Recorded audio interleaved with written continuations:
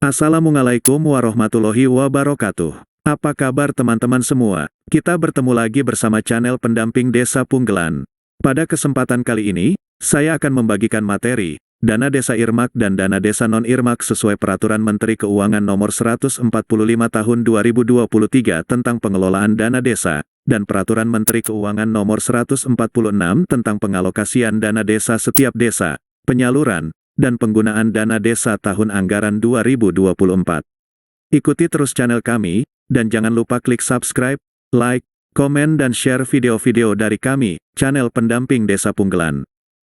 Dana Desa Irmak. Dana Desa Irmak adalah dana desa yang sudah ditentukan penggunaannya. Dana desa yang ditentukan penggunaannya sesuai PMK nomor 146 tahun 2023 pasal 16 ayat 2 meliputi A. Program pemulihan ekonomi, berupa perlindungan sosial dan penanganan kemiskinan ekstrim dalam bentuk BLT Desa paling banyak 25% dari anggaran dana desa. B. Program ketahanan pangan dan hewani paling sedikit 20% dari anggaran dana desa. C. Program pencegahan dan penurunan stunting skala desa. Penyaluran dana desa irmak. Dalam PMK nomor 146 tahun 2023 pasal 14 ayat 1. Penyaluran dana desa yang ditentukan penggunaannya dilakukan dalam 2 tahap, dengan ketentuan sebagai berikut. A. Tahap 1, sebesar 60% dari pagu dana desa yang ditentukan penggunaannya setiap desa, dilakukan paling lambat bulan Juni. B. Tahap 2, sebesar 40% dari pagu dana desa yang ditentukan penggunaannya setiap desa, dilakukan paling cepat bulan April. Syarat penyaluran dana desa irmak.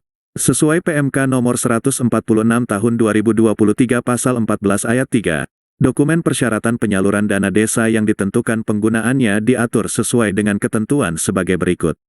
A. Tahap 1 berupa 1. Peraturan desa mengenai APBDes. 2. Surat kuasa pemindah bukuan dana desa. 3. Peraturan kepala desa atau keputusan kepala desa mengenai penetapan keluarga penerima manfaat BLT Desa dalam hal desa menganggarkan BLT Desa. B. Tahap 2 berupa 1. Laporan realisasi penyerapan dan capaian keluaran dana desa tahun anggaran sebelumnya. 2. Laporan realisasi penyerapan dan capaian keluaran dana desa tahap 2, menunjukkan rata-rata realisasi penyerapan paling rendah sebesar 60%, dan rata-rata capaian keluaran menunjukkan paling rendah sebesar 40%. 3. Kartu skor desa konvergensi layanan stunting tahun anggaran 2023. Dana desa non-irmak. Dana desa non-irmak merupakan dana desa yang tidak ditentukan penggunaannya.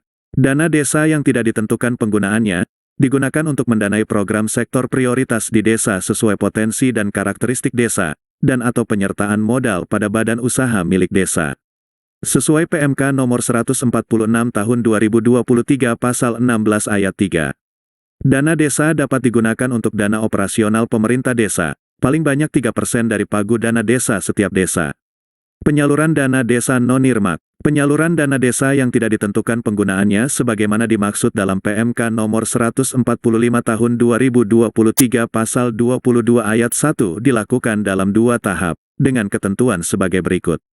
A. Tahap 1, sebesar 40% dari pagu dana desa yang tidak ditentukan penggunaannya setiap desa, dilakukan paling lambat bulan Juni tahun anggaran berjalan. B. Tahap 2, sebesar 60% dari pagu dana desa yang tidak ditentukan penggunaannya setiap desa, dilakukan paling cepat bulan April tahun anggaran berjalan. Dalam PMK nomor 145 tahun 2023 pasal 22 ayat 2, penyaluran dana desa yang tidak ditentukan penggunaannya untuk desa berstatus desa mandiri dilakukan dalam 2 tahap, dengan ketentuan sebagai berikut. A. Tahap 1, sebesar 60% dari pagu dana desa yang tidak ditentukan penggunaannya setiap desa, dilakukan paling lambat bulan Juni tahun anggaran berjalan. B. Tahap 2, sebesar 40% dari pagu dana desa yang tidak ditentukan penggunaannya setiap desa, dilakukan paling cepat bulan April tahun anggaran berjalan. Syarat penyaluran dana desa non-irmak.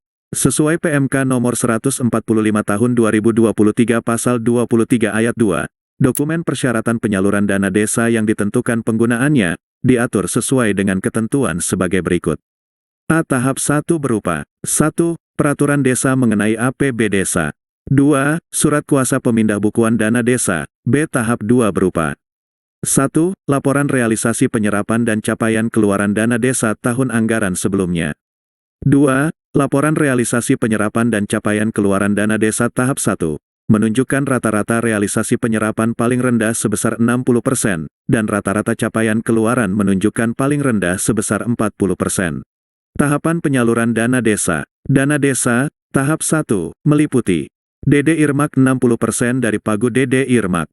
DD Non-Irmak 40% dari Pagu DD Non-Irmak. DD Non-Irmak 60% dari Pagu DD Non-Irmak untuk desa mandiri. Tahap 2, meliputi DD Irmak 40% dari Pagu DD Irmak. DD Non-Irmak 60% dari Pagu DD Non-Irmak. DD Non-Irmak 40% dari Pagu DD Non-Irmak untuk desa mandiri. Catatan, tentukan terlebih dahulu mana Pagu DD Irmak dan Pagu DD Non-Irmak dari total Pagu dana desa. Terima kasih. Demikian materi terkait dana desa Irmak dan dana desa Non-Irmak. Semoga bermanfaat. Wassalamualaikum warahmatullahi wabarakatuh.